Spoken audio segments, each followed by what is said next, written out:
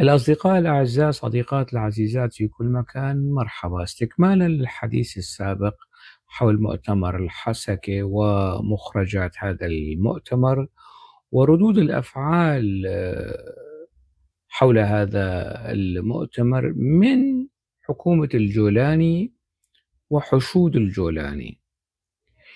هذه الحكومة التي بحق هي حكومة فلول، لكن فلول مش يعني نسق واحد، لا، متنوعة الأنساق. فلول البعث على فلول داعش على فلول النصرة على فلول القاعدة، وحاصل تجميع هاي الفلول يعني باختصار حاصل جمع الإخوان على السلفية الجهادية، تقسيم البعثيين بيطلع معكم هالأوبة اللي تحكم سوريا هي بحق حكومة فلول. هؤلاء يتوهمون يعني أنه مسألة الحلول تفرض فرضا، يعني طبعا الحل لأي مشكلة لا يفرض،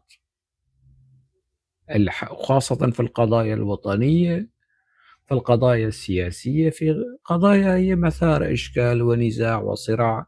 الحلول لا تفرض يا فلول، الحلول لا تفرض فرضا أو جبرا أو كرها.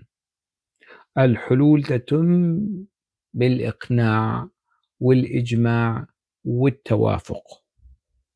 أي حل لمسألة سويدة لا يمكن أن تفرضوا حلا يناسب عقيدتكم ومزاجكم وعلى هواكم، لا. أبناء المنطقة لهم الحق في تقرير مصير ويعني حل مشترك يرضي الدولة كدولة والمجتمع الدرزي في السويدة وخارج السويدة. نفس الأمر ينسحب على العلاقة بين دمشق والساحل، دمشق والحسكة. مش معقول، ما في واحد عاقل من هاي الجماعة بيجي وبيواجه الحكومة ويقول إنه لا يعقل إنه الساحل كلهم انفصاليين، لا يعقل إنه كل السويد انفصاليين، ولا يعقل إنه قسد انفصاليين.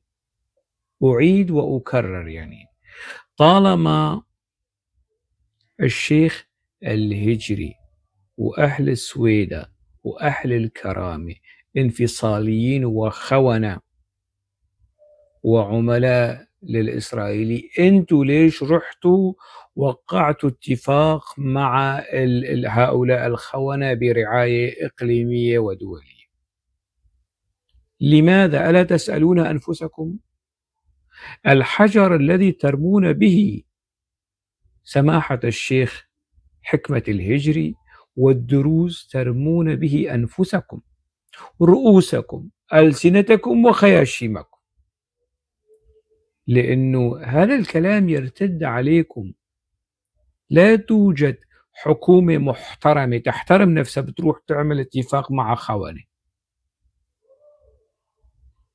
ما في حكومة تحترم نفسها بتروح تعمل اتفاق مع انفصاليين وخونة مثل قسد أو الدروز. عيب عليكم، استحوا شوي، استحوا وخلوا عندكم شوية ذرة ذوق مشان تحفظوا ماء الوجه، مياه وجوهكم التي أرقتموها في الزيف والدجل والكذب والتضليل والنفاق. إذن الحلول دائما تكون يعني متفق عليها، لا تفرض فرضا. أنت ما فيك تفرض شكل معين من الحلول على قسد، هي ما تحلم بها، لا ترغيبا لا تهديدا. وأهل الكرامة، أهل السويداء اللي بيشبعوك كرامة يا صاحب طبق الكرامة أنت وحكومتك، أهل الكرامة لا يمكن أن تفرض عليهم الذل والمهانة والقتل والتدمير والتعفيش والسرقة والسلب والنهب والإبادة على أنه والله هاي دولة، كسخت هيك دولة تفرض عليهم أنه والله هذا هو الحل، والالتزام بهذا الحل هو التزام بالدولة ووطنية، ومن هذا الكلام هذا يعني كلام على الكرامة يصدر من لا كرامة له، اللي بيشوف الكرامة في إذلال الآخرين، في إهانة الآخرين، في إبادة الآخرين، في تهوينهم، في التشنيع بهم. موضوع مو هيك، الدول لا تبنى هكذا. راجعوا تاريخ الدول في بلجيكا، أي دولة بتكون المشاكل الداخلية تحدث مشاكل داخلية، صراعات، نزاعات، دائما هنالك توافق، دائما هنالك تنازلات. انتوا عن شو تنازلتوا؟ انتوا ما تنازلتوا لا عن داعشيتكم، لا عن قاعديتكم، لا عن طائفيتكم، لا عن بعثيتكم، وبدكم الناس تتنازل لكم. إيه هي ما تحلموا فيها. الناس لم تتنازل لنظام البعث يا فلول، يا كتيبة التقارير. أحسن واحد فيكم بعثي نتن كتيب تقارير عفن، أحسن واحد فيكم. فما تزيدوا على الناس. بيقولوا إنه والله المؤتمر اللي انعقد في الحسكة فلول المتضررين من سقوط نظام الأسد. نظام يصدر يعني هكذا تصريح، حكومة تصدر هكذا تصريح تدين نفسها، لأن هذه الحكومة أبرمت اتفاقا مع طرف رئيس من المنظمين لهذا المؤتمر، وأنا أعني قوات سوريا الديمقراطية، وأبرمت اتفاقا مع طرف آخر داعم لهذا المؤتمر، وأنا أعني الشيخ حكمة الهجري، وقطعت وعودا وعهودا على التحقيق في الجرائم والمذابح التي حدثت في الساحل السوري، وأنا أعني أبناء شعبنا من المكون العلوي متمثلين في سماحة الشيخ غزال. ذلك البيان الذي سأعود إليه وأناقشه هو إدانة لحكومة أبو الجوج وليس للمؤتمر.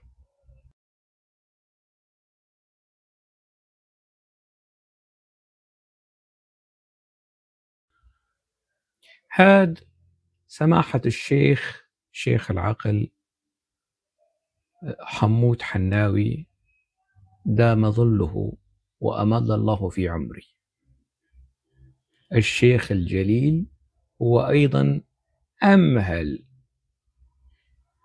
أمهل حكومة الجولاني لربما تراجع نفسها، لربما يعني يكون لديها خيارات أخرى. المهم يعني كان مرن ومعتدل في موقفه من حكومة الجولاني. وإذا بتراجعوا الأوعية الإعلامية التابعة للجولاني، تلفزيون سوريا وغيرها، راح تشوفوا أنه تصريحاته موجودة وبغزارة على أساس التوظيف والتجيير السياسي ضد سماحة الشيخ حكمة الهجري. لكن البيان الأخير الذي صدر من سماحة الشيخ حمود حناوي يصفع حكومة الجولاني على الوجهين، ويصفع كل حشود وفلول وذباب وقرباط ونور حكومة الجولاني كمان على الوجهين، على القفا كمان، على القفا هيك صفعة على القفا كمان. ليش؟ لأنه خلص طفح الكيل. فاضت الكأس، كأس الصبر والتحمل والإمهال، خلاص ما عاد في مجال. الشيخ حمود الحناوي أعطى خلاصة الخلاصات، التوصيف الذي لا قبله ولا بعده، سلطة لا عهد لها ولا ذمة. وهذا كلام عين الحقيقة، قلب الحقيقة، كبد الحقيقة، القناعة التي توصل إليها الشيخ حمود الحناوي. أنا أقبل يده على هذا الموقف، على هذا البيان الأخير. ما قاله في بيانه واضح، يشخص ويوصف موقف حكومة الدواعش، فلول الدواعش، على أنه حرب إبادة ضد الدروز. وأنا سبق وكتبت أنه ما جرى في منطقة السويداء جرائم حرب لن تسقط بالتقادم، ومن يحمي جرائم الحرب ويغطي على جرائم الحرب مجرمو حرب. هذا كمان في القانون الدولي، إعلاميين، مثقفين، وكائن من يكون، سياسيين، بصرف النظر عن موقفهم يعني، والمكان والمسؤولية اللي المناطة بهم. حرب إبادة على الدروس، وكلامه صحيح. إذن الآن فلول وجحوش وكلاب الجولاني الآن ستنبح على سماحة الشيخ حمود الحناوي، كما نبحت سابقا على سماحة الشيخ حكمة الهجري. الآن الموقف لعبت سلطة الجولاني على دق أسافين بين الدروز، حاولت ونجحت، يعني نجحت في جر فيصل القاسم. الآن فيصل القاسم في خندق الجولاني، ولا يجرؤ بعد كل بعد كل هذا العمر والأموال اللي جناها من عمله في الجزيرة وكذا، ومن القصص هي كلها، بعد كل هالموضوع والتراكم، أبناء السويداء كانوا ينتظرون منه موقفا مشرفا، مش موقفا متطرفا، موقفا مشرفا. كتب بوستين وبعدين تراجع. خلاص، يعني اللي بيبيع أو بيعرض كرامته للبيع يستحيل أنه يكون من أبناء الكرامة. خلاص راحت، يعني كرامته راحت. وما يعني الآن أيضا إذا تراجع عن مواقفه لازم يدفع أكلاف باهظة.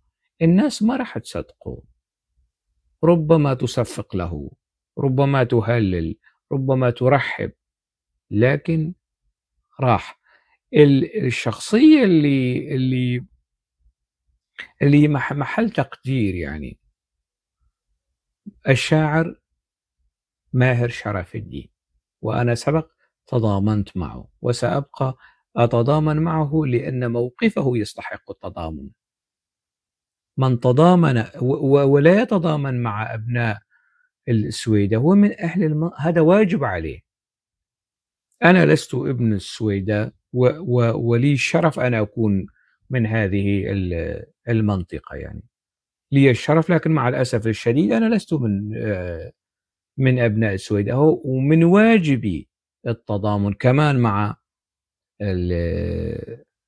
أبناء السويداء. وقد تضامنت منذ اللحظات الأولى، تضامنت حتى قبل ماهر شرف الدين، لكن موقف ماهر شرف الدين موقف أصيل من أبناء منطقته، أصيل ومن أبناء المكونات الأخرى موقف إيجابي. ماهر شرف الدين كان بإمكانه يستمر مثله مثل فيصل القاسم، وربما أحسن من فيصل القاسم. الموضوع مش صعب. واحد يصير مثل قتيبة ياسين أو معاذ محارب، هذا أمر في منتهى البساطة. هذا شيء مش معقد، بسيط يعني. أن تضع كرامتك وذمتك على طاولة التفاوض وتقبض وتبيع. أنا أعرف ناس كثر يعني من هذه الطينة، وهو الموضوع مش معقد. ماهر شرف الدين كان بإمكانه أن يكون مثل هؤلاء ويتبوأ موقعه في الإعلام، ويتبوأ مكانه وموقعه من قلة وانعدام الكرامة في هذا الإعلام ضد السويداء، ضد الضحايا، حتى ولو لم تكن سويداء، أي منطقة سورية، ضد الضحايا، لكنه لم يفعلها. آثر مواجهة هذه السلطة الغادرة التي لا عهد لها ولا ذمة، كما قالها الشيخ حمود حناوي. لا عهد لها ولا ذمة، وكل من يؤازر هذه السلطة لا عهد لهم ولا ذمة، إلى أن تتغير هذه السلطة، إلى أن تعتدل وتعدل عن سلوكها الداعش، إلى أن تصبح سلطة وطنية مقنعة متفق عليها. هنالك كثير من الكلام الذي يقال أو الخلط يعني في سياق التضليل الإعلامي، أن كل من ينتقد الجولاني وهذه السلطة فهو ضد سوريا، لا يريد الخير لسوريا. هذا نفس كلام نظام الأسد، نفس كلام إعلام نظام الأسد، نفس كلام كوس العمر لما كان في إعلام الأسد، نفس هذا الكلام الذي قيل في أوعية الإعلامية في القنوات التابعة لنظام الأسد الآن يقال في حق كل من ينتقد سلطة الجولاني، السلطة التي لا عهد لها ولا ذمة، تنكث بالعهود، توقع اتفاق مع قسد وتخون وتهاجم قسد، توقع اتفاق مع أبناء السويداء وتهاجم وتفتك بشكل بربري وهمجي منطقة السويداء، وترتكب جرائم حرب وجرائم ضد الإنسانية. هذه سلطة بدون عهد وذمة، كيف يمكن اعتبارها سلطة وطنية؟ يعني سؤال. من جهة أخرى هذا الخلط ما بين أنه كل من ينتقد أنت ضد الدولة، ضد سوريا، لا يحبون سوريا، المتضررين من انتصار الشعب السوري. لك يا تافه، يا غبي، يا وقح، لا تخلط بين الدولة والحكومة المؤقتة. هي اسمها حكومة انتقالية مؤقتة. سوريا دولة وطن ثابت، المتغير فيها الحكومات. لا تخلط بين اثنين، لا تعيد تكرار أو تدوير النظام السابق إعلام النظام السابق. كل من يوجه نقدا أنت ضد الدولة، وأنت سابقا كانت بلهجة المخابرات، والآن باللهجة المعروفة، وبيطلع لك واحد مقطع موصل ويجي بينظر على دولة ووطنية ومواطنة وما بعرف شو. وين الدولة؟ وين المواطنة؟ وين؟ هي حكومة انتقالية، لا تخلطوا في هذا الموضوع. من ينتقد الحكومة لا يكره الدولة، لا يعادي الدولة، يريد للدولة حكومة تليق بها، يريد للدولة حكومة أفضل من هذه الحكومة، أحسن من هذه الحكومة، حكومة متفق عليها ترضي كل الأطراف، تتوقف عن شتم وتخوين مكونات الشعب السوري. فهنالك خلط في هذا الأمر، وهو خلط غبي وسفيه وتافه وحقير. اليوم سمعنا، وإن كان هذا الحدث لا يستحق الذكر لكن للتنويه، سمعنا أن في مؤتمر للفلول في الحسكة، واجتمع فيه خلطة من أذناب النظام البائد، المتضررين من النصب، الحاقدين على البلد، الساعين لتقسيمه، ونحن صاحين ونحن واعين. والله ما راح يتمرر مشروعهم ولو على أشلائنا جميعا. كلياتنا فداء لبلدنا، نحن اللي كنسنا الطائفية، وحاسب المجرم من أي طائفة كان. نحن أهل الحق، نحن اليوم جايين لنوصل رسالة لكل الدول ولكل العالم إنه هاي الثورة اللي قدمنا فيها دماء وتضحيات الملايين ما ممكن نسمح لأي عصابة انفصالية أو لأي عصابة فلولية إن تعيد عقارب الساعة للخلف أبدا. قدمنا مليون شهيد، وراح نروح كلياتنا شهداء جاهزين لحتى نحمي مكتسبات ثورتنا. ما ممكن نفرط بدماء شهدائنا. جينا اليوم لنأكد إنه سوريا واحدة، ما نسمح بتقسيمها. سوريا شعب واحد من كل الطوائف، من كل المكونات، وكل خبيث من أي طائفة لا يمثل طائفته وراح يكون مكنوس مثل ما كنست عصابات الأسد. سوريا راح تبقى موحدة، سوريا راح يبقى شعبها صامد وواحد، وراح تتعمر وراح ترجع أجمل مما كانت، وراح تكون درة بين الدول بإذن الله. بهمتكم بسواعدكم، سوريا ما راح تكون إلا حكومة واحدة وجيش واحد وأمن واحد وشعب واحد، وكل مشاريع الفلول والانفصاليين راح ندوسها تحت أقدامنا. عاشت سوريا حرة أبية، عاش الشعب السوري العظيم البطل، والسلام عليكم ورحمة الله. أحد الأصدقاء أرسل لي هذا الفيديو وطلب أن أرد. يعني طيب يا عزيزي، بماذا أرد على هذا البغل، هذا التافه، هذا السفيه؟ بماذا أرد عليه؟ يعني واحد طائفي عصبوي عنصري دني يشتم ونفس خطاب السلطة، الكلام اللي قاله هذا الرجل، وأنا ما بعرف مين هو وشو السي في تبعه وشو مكانته في السلطة، يتقاطع كثيرا مع البيان الذي بيان أو تصريح حكومة الجولاني. كلام إذن ملقن.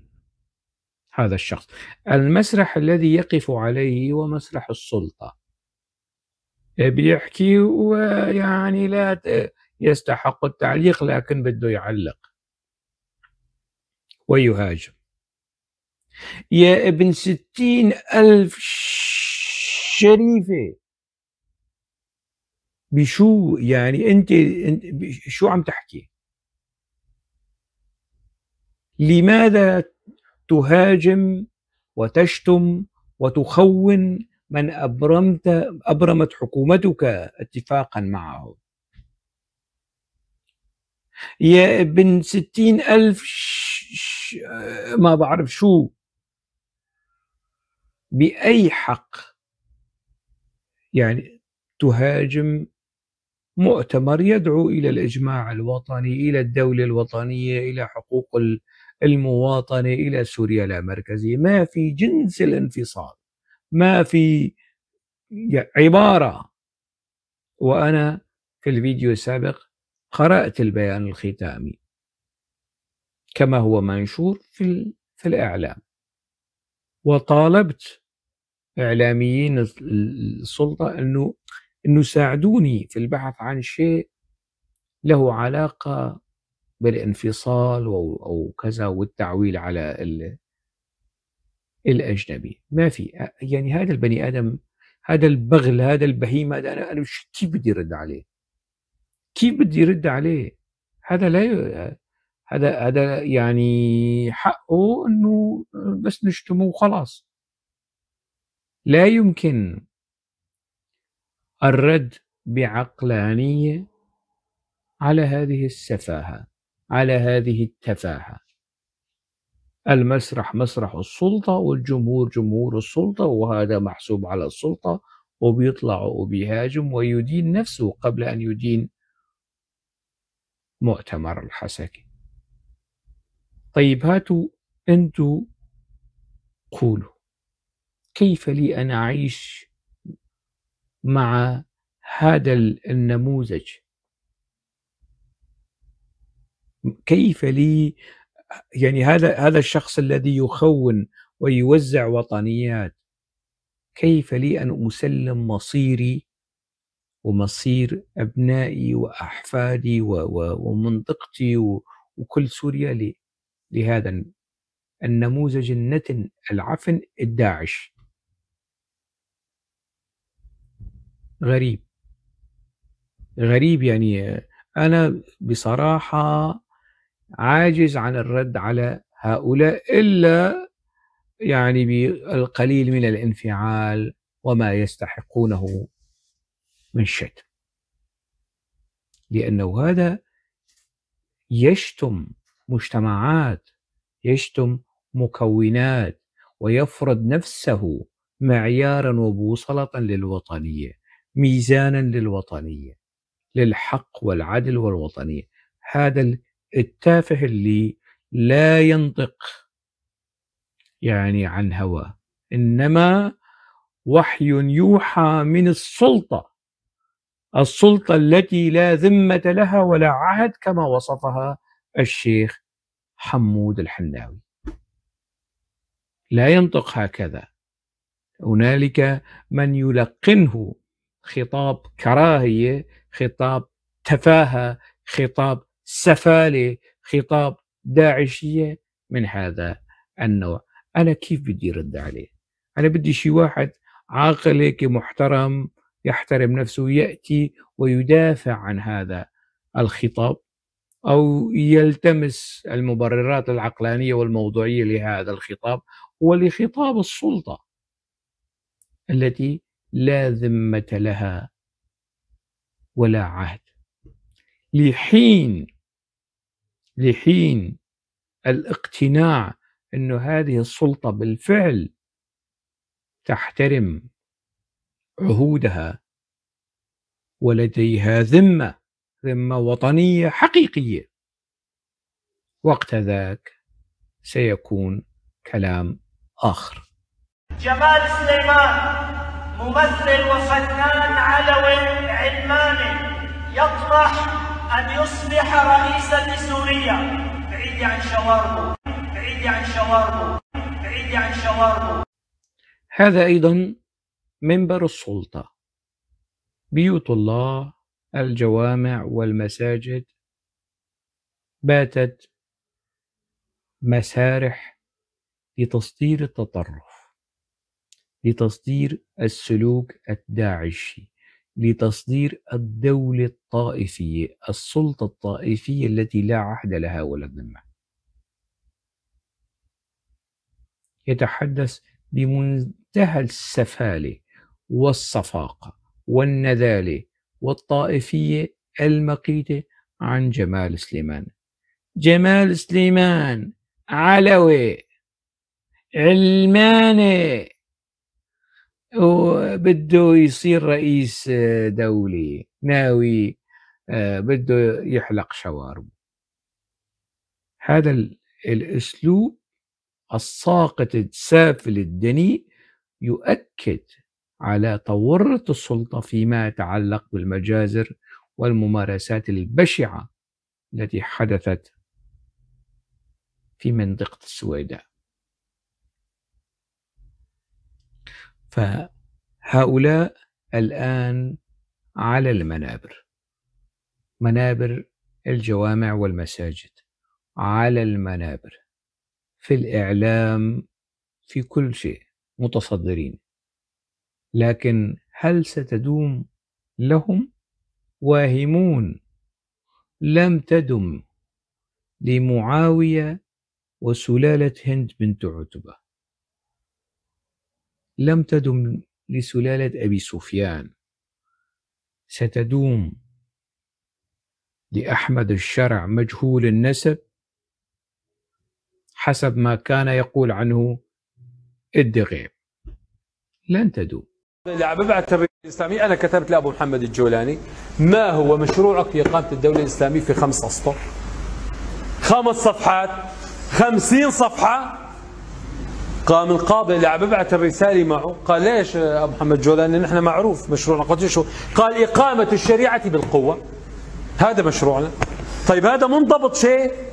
منضبط؟ شلون بدك تدير المعابر والوزارات والكهرباء؟ هاي اضطرينا بهالنظريات هاي. اليوم جبت نص عم تتعامل مع النظام مشان نجيب كهرباء، ولا ما عم تضطر؟ عم نضطر نجيب لحتى وثائقنا الدراسية نجيبها ما عند النظام، عم نضطر ندفع الرشوة ولا ما عم نضطر؟ وين المتاح السياسي؟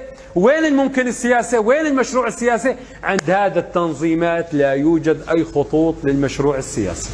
هي تنظيمات شكلتها الأزمة، أزمة الوعي، أزمة التعذيب في السجون، المخابرات والاختراق، والأخطر من ذلك يا أعزائي الفوضى الخلاقة. نظرية الإسلامية أنا كتبت لأبو. حكينا عن الدغيم وما كان يقوله عن مجهول النسب، واكتشف لاحقا نسب أحمد الشرع، واكتشف أنه مش مخابرات، واكتشف أنه مش ضابط مخابرات أردني. الآن اكتشف. لكن مشكلة حسن الدغيم أنه السوشيال ميديا مترع يطفح بالفيديوهات القديمة له، وهو يهاجم أبو الجوج، يهاجم الجولاني. هذه مشكلته حسن الدغيم. الواحد لما بيطلع بهذا البني آدم، يعني أنا عندما أرى ماضيه وحاضره أؤمن أو أكاد أن أؤمن أنه سورة المنافقون في القرآن الكريم نزلت نص لهذا البني آدم. ولمن يريد أن يعلم يعني أنه النفاق في الدين الإسلامي سلوك مذموم قبيح مدان مشجوب مكروه، يعني على أكثر من مستوى. الأحاديث النبوية الشريفة فيها ما فيها، تناولت المنافقين وسلوكهم. القرآن الكريم أيضا مش بس في سورة المنافقون، لا، في سور أخرى أيضا، البقرة والنساء، ورد ذكر المنافقين وسلوكهم وأداءهم في أكثر من سياق. هذا البني آدم حسن الدغيم شيخ المنافقين، شيخ المشعوذين والدجالين والأفاقين. هذا البني آدم الآن يعني منافق أشرف على لجنة الإعداد الدستوري، شيخ المنافقين، ويشرف على اللجنة لتحضير 30% من البرلمان من حصة أبو الجوج الجولاني، وال70% المتبقية اللجنة التي ستشرف على الانتخابات البرلمانية، على وتعيين، كله تعيين في تعيين. اللي بيعينون الجولاني، واللجنة اللي عينها الجولاني مشان يعينوا البرلمانيين. وشيخ المنافقين كيف رح ينقي المعيار تبعه المعيار تبعه في تنقاية البرلمان، أعضاء البرلمان، جهاز كشف النفاق، يقعدون أكراد على عرب على مسيحيين على كل أكثرهم منافقا أصلحهم لأن يكون عضو في مجلس الشعب المنافق للجولاني، الشعب المنافق لسلطة الجولاني. حسن الدغيم سبحان الله، سورة المنافقين وتوصيفات المنافقين حفر تنزيل، وكأنه هذا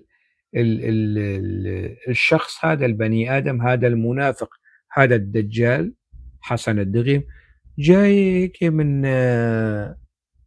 من فترة صدر الإسلام كنموذج أزلي وأبدي للمنافق الدجال. يعني شيء غريب، شيء لا يطاق، كائن لا تحتمل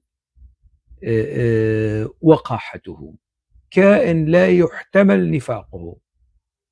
من حسن الدغيم الآن هو أيضا رمز من رموز هذه السلطة. كيف يمكن سلطة منافقة فيها كبير المنافقين والدجالين وفيها داعش، كيف يمكن أن نقتنع بها؟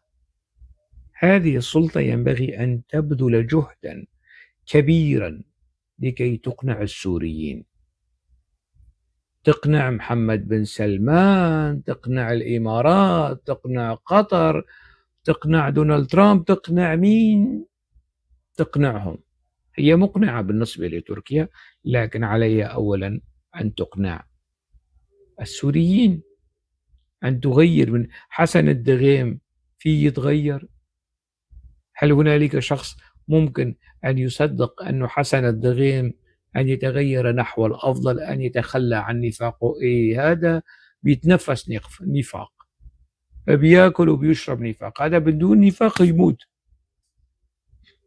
أنا ما بعرف كيف تضبط أمور هذه السلطة. كيف يمكن، كيف هكذا سلطة لا عهد لها ولا ذمة ومتمرغة في النفاق أن يرضى عنها كل السوريين وتصبح سلطة وطنية متفق عليها.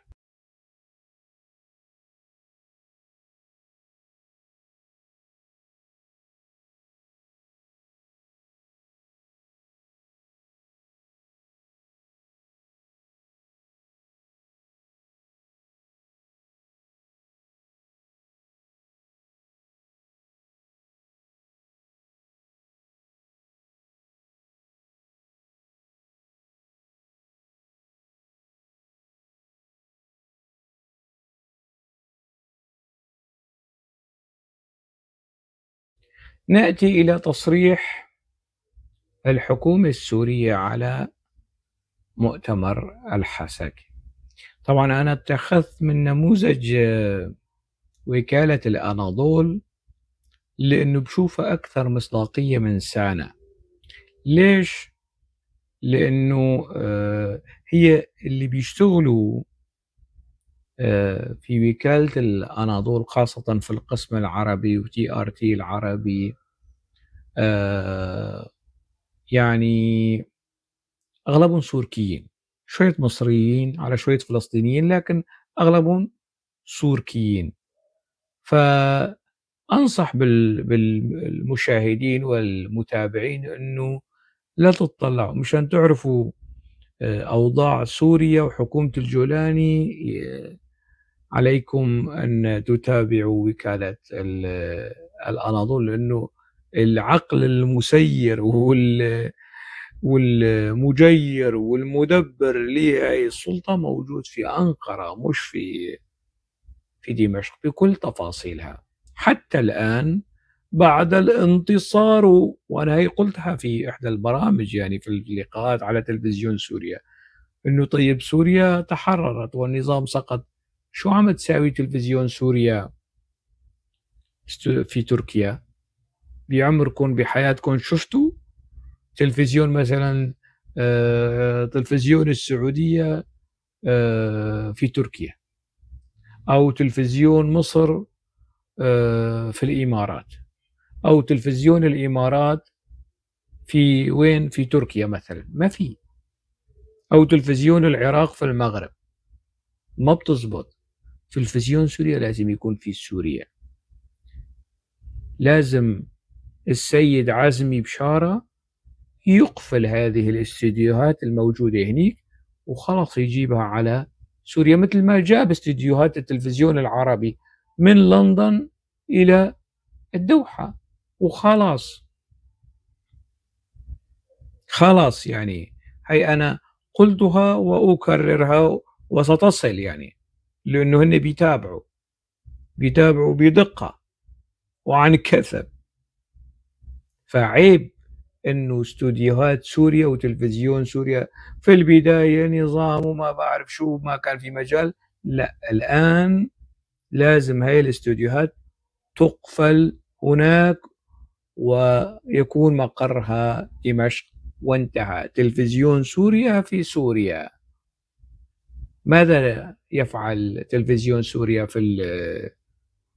في تركيا؟ المهم نأتي على موضوع وكالة الأناضول وكيف عالجت الموضوع.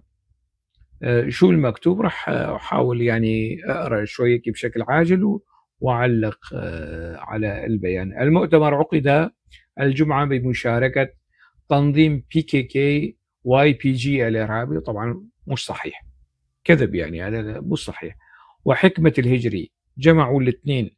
طبعا وكالة الأناضول بمنتهى الوقاحة حتى بدون ألقاب، يعني الشيخ حكمة الهجري وكذا. وحكمة الهجري وأحد مشايخ الدروز، وحكمة الهجري أحد مشايخ الدروز المعروف بمواقفه الانفصالية. مواقفه الانفصالية.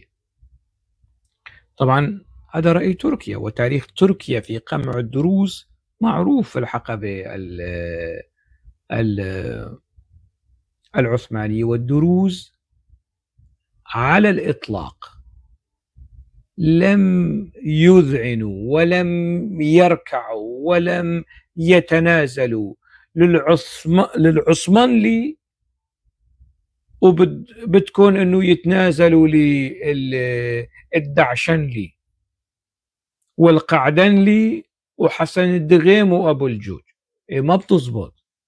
روحوا اسألوا العثمانيين القدامى ماذا فعل الدروز وكيف فرض الدروز حقوقهم ومطالبهم ومشاريعهم على العثماني في الحقبة العثمانية. المعروف بمواقفه الانفصالية. وقالت سانا نقلا عن مصدر مسؤول في الحكومة السورية، شو بيقول هذا؟ حق المواطنين في التجمع السلمي مصون، شريطة أن يكون في إطار المشروع الوطني. دخيلكم شو وطنيين؟ المؤتمر لا يمثل إطارا وطنيا بل تحالف هش يضم أطرافا متضررة من انتصار الشعب السوري. نفس الكلام اللي قاله هداك التافه في حماة على المسرح ويرعد ويثبت.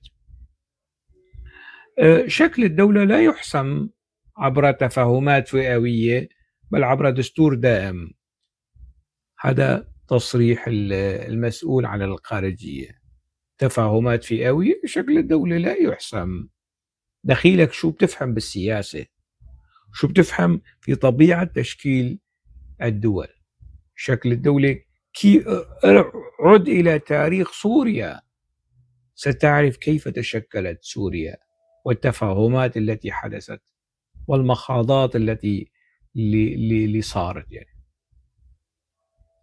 أعلنت الحكومة السورية إلغاء مشاركتها في الاجتماعات المقررة عقدها لاحقا في باريس مع تنظيم PKK YPG الإرهابي المعروف باسم قسد. طبعا أنا أنقل عن وكالة الأناضول. وكالة الأناضول تنظر إلى قسد، إلى طبعا السوركيين بينظروا إلى قسد. التافهين ما بيعرفوا أنه في قنوات ارتباط واتصال ما بين قسد والسلطة التركية. هدلون لسه يعني أبصر الله وين حاطون يعني. جاء ذلك وفق ما نقلته وكالة الأنباء. طبعا وكالة الأنباء السورية ما نقلت هيك، حتى هي الوكالة يعني الدجل الموجود في سانا مأخوذ في جزء منه من الدجل الموجود في وكالة الأناضول. جاء ذلك وفق ما نقلته وكالة الأنباء السورية الرسمية سانا السابق عن مصدر المسؤول في الحكومة الذي اعتبر مؤتمر الحسكة محاولة لتدويل الشأن السوري واستجلاب التدخلات الأجنبية. تدويل الشأن السوري يا منايك يا عرصات يا تافهين، بتنبطحوا أمام الإسرائيلي وأمام التركي وأمام الروسي، وبتفتحوا قنوات سرية مع الإيرانيين، وبتنبطحوا أمام الكل وبتتنازلوا للكل، وبعدين بتجوا بتلبسوا هذا الثوب الوسخ تبعكم للآخرين. شو كمان؟ وحضر المؤتمر إلهام أحد ممثلي السياسات في تنظيم PKK واي بي جي. طبعا هذا النص لوكالة الأناضول. ورجل الدين الكردي محمد معشوق الخزنوي وبعض ممثلي العشائر وشخصيات دينية بارزة في المنطقة. جيد. كما شارك في المؤتمر بواسطة فيديو مصور حكمة الهجري أحد مشايخ العقل الدروز المعروف بمواقفه الانفصالية والتحريضية على التدخل الدولي بسوريا، وهذا مش صحيح. وغزال رئيس مجلس العلوي الأعلى في سوريا تحالفش.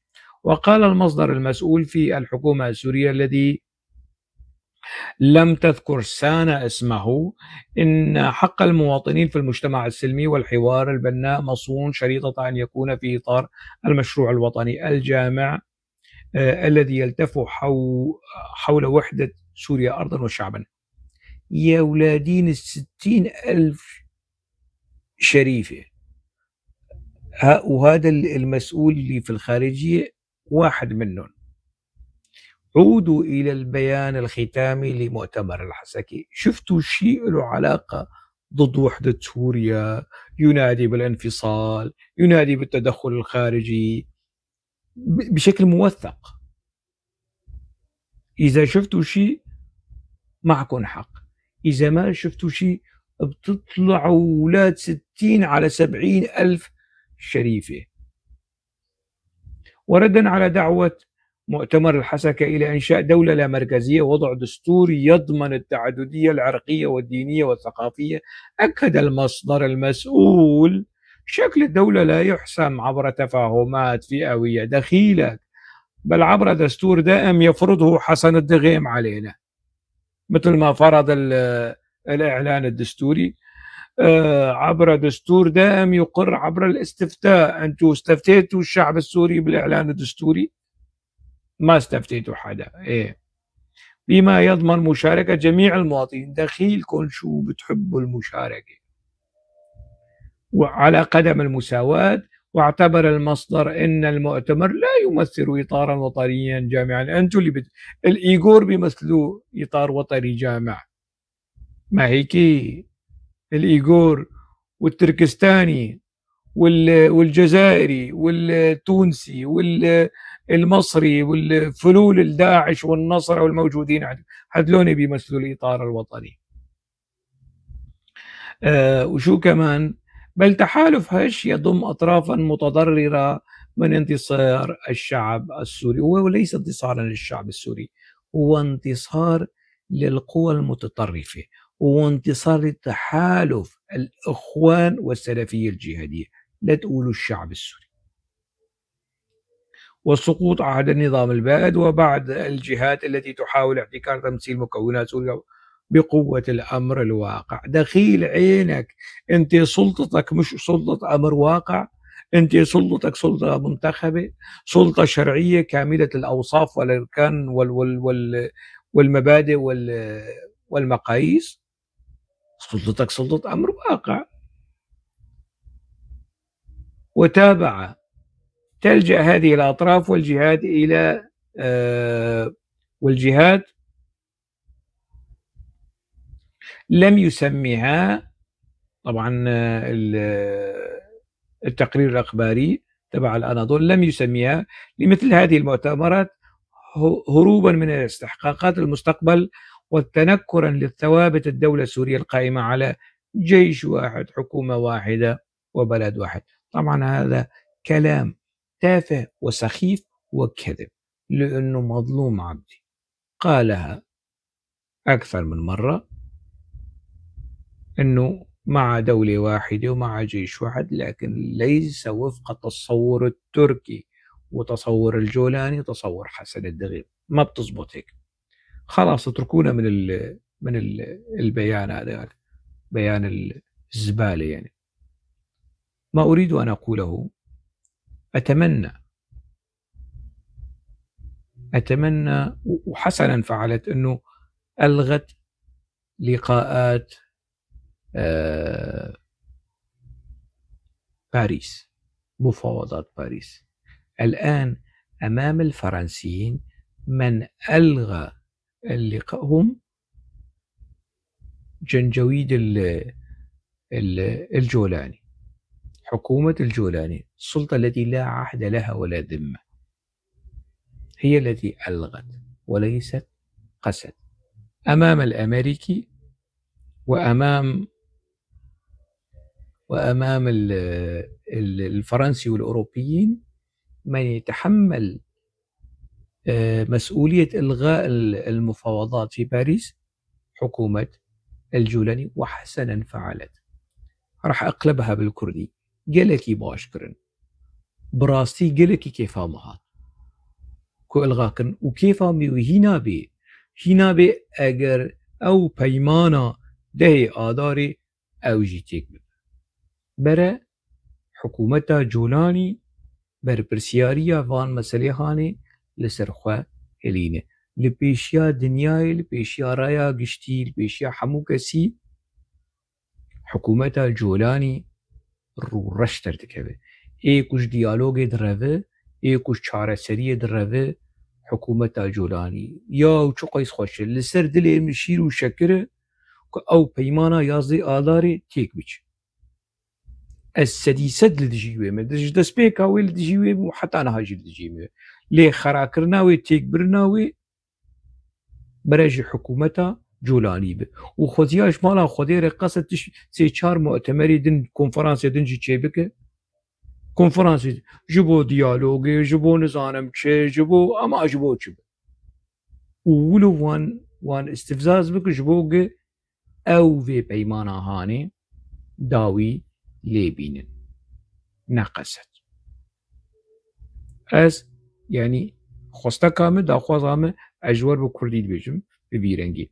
الترجمة يعني اعتقد انه البيان بيان الحكومة السورية كان بيان يعبر عن مدى عدم استعداد الحكومة السورية للحلول الوطنية